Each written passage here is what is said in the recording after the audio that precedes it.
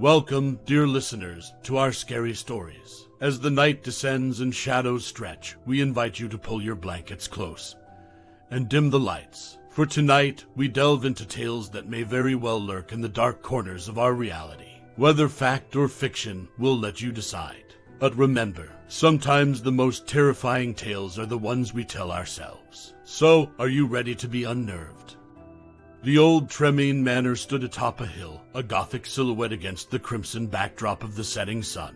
Its dark spires and turrets bore witness to many a Halloween, but this year was special. This year, it was the site of the most talked-about haunted house attraction in the county. Vines clung to the walls of the manor, and iron gates screeched in agony when pushed. The air carried the scent of damp earth, and the murmur of hushed whispers traveled with the wind. Somewhere, an owl hooted, marking the hour of twilight. Mina stood at a distance, scribbling notes into her pocketbook. Her eyes, sharp and questioning, scanned the manor. She had covered countless stories in her journalistic career, but something about this place felt different. Built on an old burial ground, they say, murmured a passerby, noticing her interest. But you know how these Halloween gimmicks work. All show and no truth. She smirked. Rumors do make for a good story. Near the entrance, Daniel, cloaked in a tattered robe and painted face, was immersing himself into his role. He practiced his haunting moans, occasionally giving attendees playful frights as they waited in line.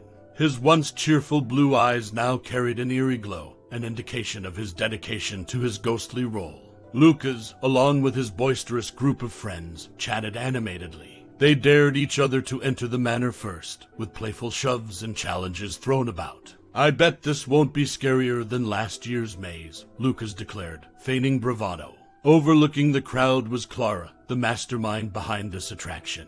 A tall, poised woman with raven black hair, she watched with a mix of pride and apprehension. She had put her heart and soul into turning the manor into the ultimate house of horrors. Each room was a meticulously crafted scene from nightmares, and she couldn't wait for the attendees to experience it. The sun had now retreated, allowing darkness to claim the evening.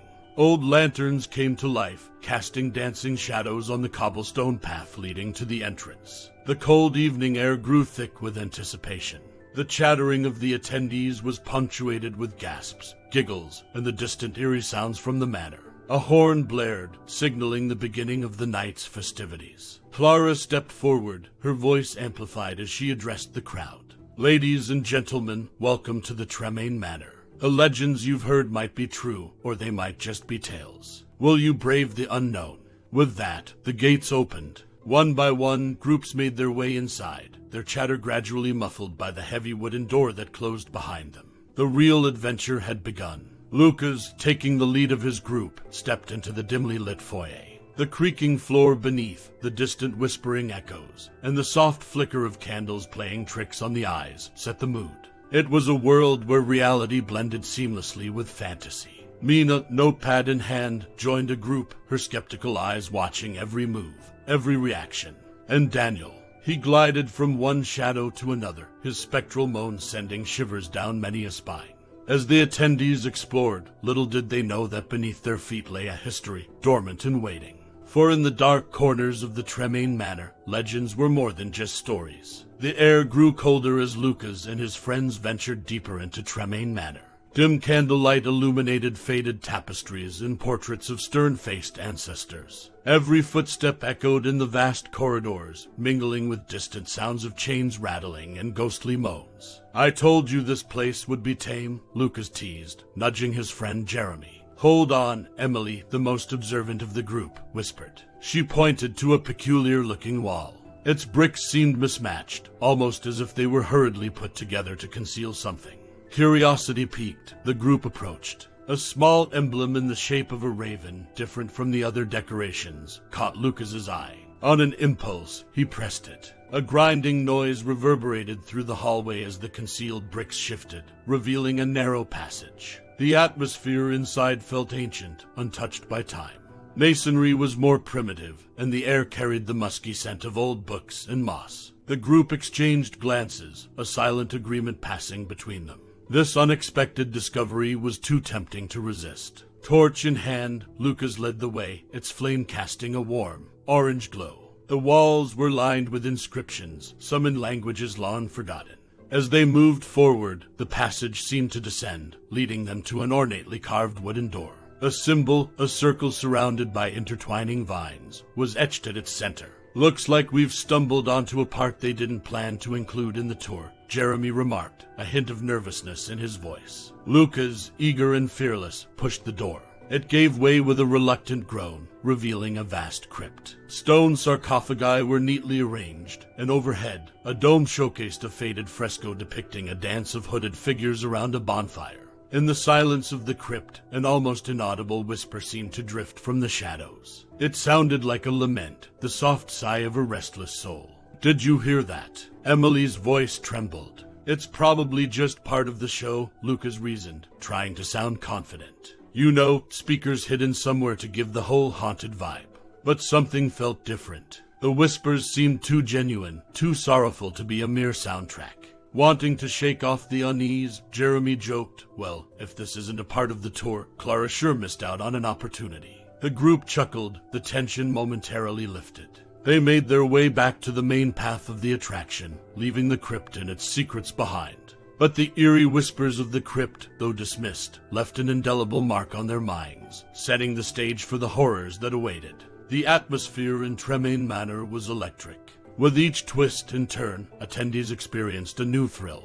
Ghastly figures lurked in shadows, ghoulish laughter echoed, and chilling touches grazed unsuspecting visitors. Little did they know, amongst these horrors lurked real nightmares. From the depths of the crypt, figures began to emerge. At first glance, they seemed no different from the other actors. Their movements were slow, methodical. Decaying clothes hung off their bony frames, and vacant eyes stared ahead, void of any emotion. Amidst the fog and dim lighting, the line between reality and showmanship blurred. When a rotting hand reached out to grab an attendee, it was met with laughter. "Nice try." One visitor chuckled, shaking off what he thought was a well-played act. An actress named Rose, dressed as a banshee, was standing in her designated corner when she felt a tug on her costume. Thinking it was another actor or perhaps an overly enthusiastic guest, she turned with a smile. Her scream, when she faced one of the undead, was piercing, full of genuine terror.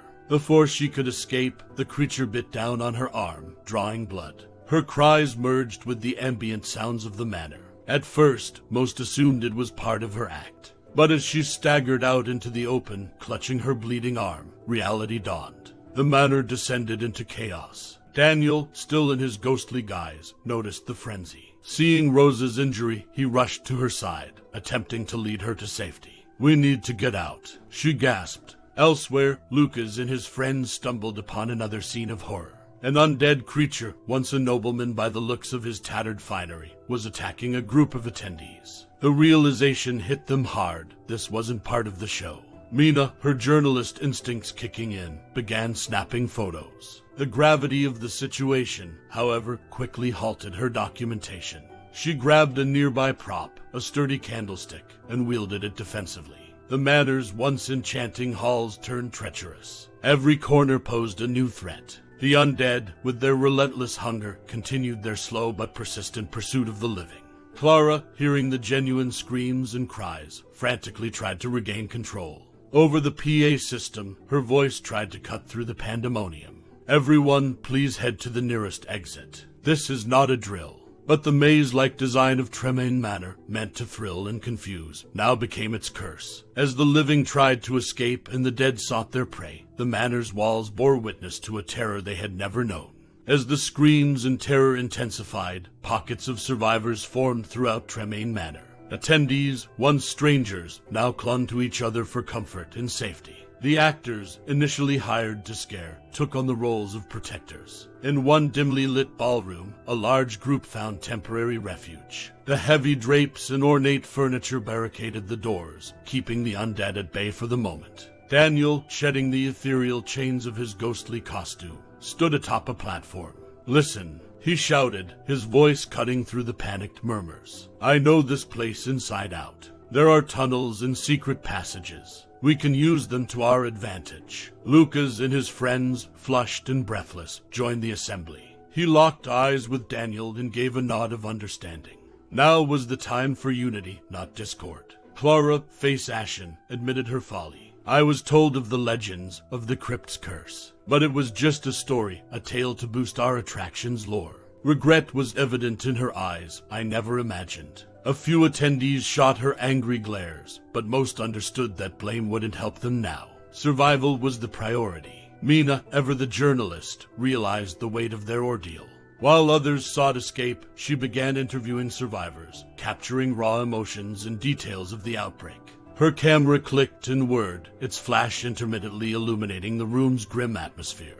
Daniel, meanwhile, sketched out a rough blueprint of the manor on an old poster. There's an underground passageway that leads to the gardens, he explained, tracing the route with his finger. It'll be tight and not without its dangers, but it's our best shot. Lucas interjected, we need weapons, anything to defend ourselves. A frantic search began, with attendees brandishing candelabras, curtain rods, and other makeshift weapons. Clara, seeking redemption, approached Daniel. The control room has surveillance. We can see their movements, anticipate where they'll be. Time was of the essence. As plans were formed and alliances made, the haunting moans of the undead grew louder, reminding everyone of the lurking peril.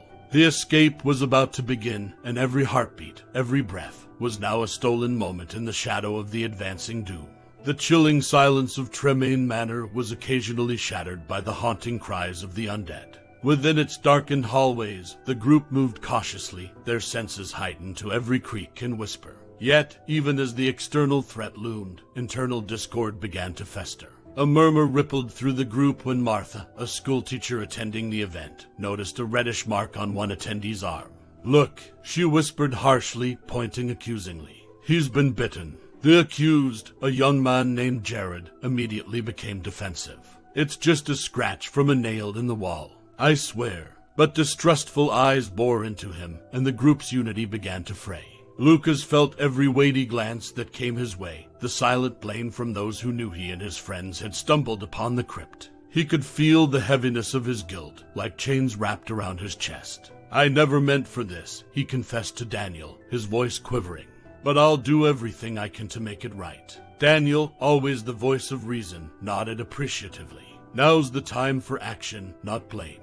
We need to get everyone out, and every hand helps. Navigating the twisted corridors was no easy feat. At one point, as they were passing through an ornate mirror room, reflections betrayed them. The undead appeared suddenly, their grotesque forms multiplying in the maze of reflections. Mike, a burly mechanic, swung his makeshift weapon, a hefty iron rod, connecting with a zombie's head. The creature crumpled, but more were quick to take its place. Watch their eyes. Mina yelled. They seem sensitive to light. She flashed her camera, momentarily blinding and disorienting the encroaching undead, providing the group a few precious seconds to regroup and escape. As they continued, Clara offered a piece of advice. They're slow but relentless. We need to think, outpace, and outsmart them. The struggles weren't just physical, they were mental. Trust had become a rare commodity. Every cough, every stumble was viewed with suspicion. But in these dire circumstances, the group began to realize they had only each other. Lucas, stepping up to his promise, began directing people using his knowledge from earlier exploration. This way, he urged, guiding a subset of the group through a shortcut. The undead weren't the only adversaries. Time was slipping away, and the manor felt more oppressive with each passing minute. As walls seemed to close in, the group's determination grew. The external threat had ignited an internal fire, a will to survive. A real battle, it seemed, had only just begun. Inside a secluded chamber, ornate carvings depicting morose faces decorated the walls, and at the center lay an old wooden table. Atop the table, under layers of dust and cobwebs, lay a leather-bound journal. Its pages, though yellowed with age, held secrets that might be the key to their salvation. Daniel carefully opened the journal, revealing intricate sketches and scribbles. It's the diary of Lord Tremaine, the original owner of the manor, he whispered, skimming through the entries. One page, marked with a crimson seal, caught Mina's eye. What's this? She asked, pointing to an entry titled Seal of the Damned. Reading aloud, Daniel began, to seal the crypt and the restless souls within. A ritual of the olden ways must be performed. 4 artifacts hold the power: the Candle of Shadows, the Dagger of Despair, the Locket of Lost Souls, and the Vial of Veiled Blood. The team shared a collective understanding. To save themselves and potentially others, they must find these artifacts. Lucas took charge. "We don't have much time. We need to split up." Drawing a map on a torn piece of paper, he quickly marked potential locations for the artifacts based on Lord Tremaine's riddles. Mina and Clara ventured towards the attic, searching for the Locket of Lost Souls, described as resting where memories gather dust. As they tiptoed through the cluttered attic, an undead servant, once loyal to the Tremaines, lunged at them. Clara, using her knowledge of the house's history, whispered a lullaby once sung to the servant, briefly calming the creature and allowing them a narrow escape with the locket in hand. Mike and Martha headed to the gardens for the vial of veiled blood. The riddle mentioned a life essence held where roses weep. Amidst thorny roses, they found an ornate vial, but not without stirring a horde of undead gardeners, from which they barely managed to flee. Daniel and Lucas, meanwhile, delved deeper into the manor's bowels, seeking the dagger of despair.